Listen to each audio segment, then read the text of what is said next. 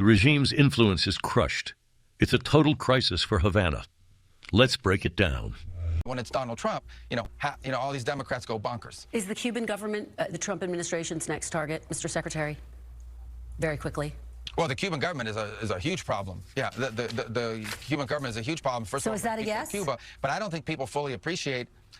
I think they're in a lot of trouble, yes. I'm not going to talk to you about what our future steps are going to be and our policies are going to be right now in this regard, but I don't think it's any mystery that we are not big fans of the Cuban regime, who, by the way, are the ones that were propping up Maduro. His entire, internal security force, his internal security apparatus is entirely controlled by Cubans. One of the untold stories here is how, in essence, you talk about colonization, because I think you said Dulce Rodriguez mentioned that. The ones who have sort of colonized, at least inside the regime, are Cubans. It was Cubans that guarded Maduro. He was not guarded by Venezuelan bodyguards. He had Cuban bodyguards. In terms of their internal intelligence, who spies on who inside to make sure there are no traitors, those are all Cubans. All right. Mark the date, January 3rd, 2026. This is the day that's going to be burned into the history books of the Western Hemisphere. While most people were just getting their coffee, the Trump administration pulled the trigger on a precision strike to finally rip the Maduro regime out by its roots. Remember those 2020 indictments everyone thought would just sit on a shelf? Well, they finally came due. For years, this criminal network thought they were untouchable. They spent decades flooding our streets with poison and tearing their own country apart while they got rich. Not anymore. This wasn't just some minor tactical win or a lucky break. We just watched the total teardown of a narco-terror machine that's been holding an entire nation hostage for a generation. The world watched in real time as the promise to restore order actually turned into reality. Now, the remnants of that old guard are wandering around in a total daze. Liberty is finally back on the table, and the message to every other bad actor in the region is impossible to ignore. The rule of law has returned to the Americas, and it's here to stay. Right after the smoke cleared in Caracas, Secretary Marco Rubio hit the airwaves.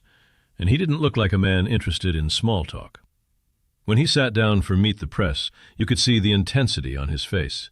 No fake smiles, no empty diplomatic garbage.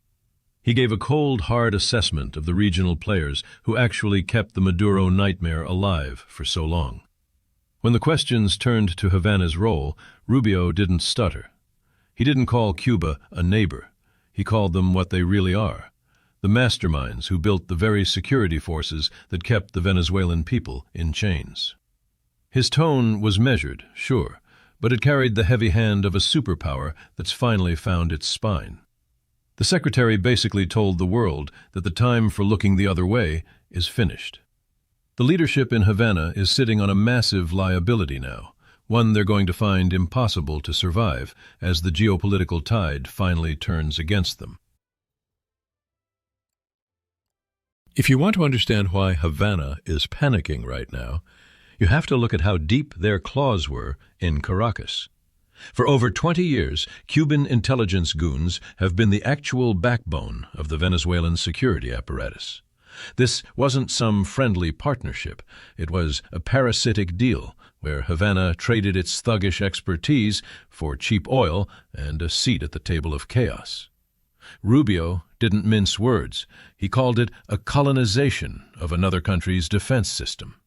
We're talking about thousands of Cuban operatives who are still hiding in the shadows, acting as the last wall between the people and their freedom.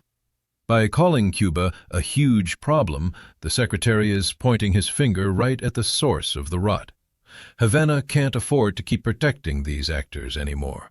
The walls are closing in, their grip is slipping, and the American administration is making sure that the people who propped up that regime finally face the music.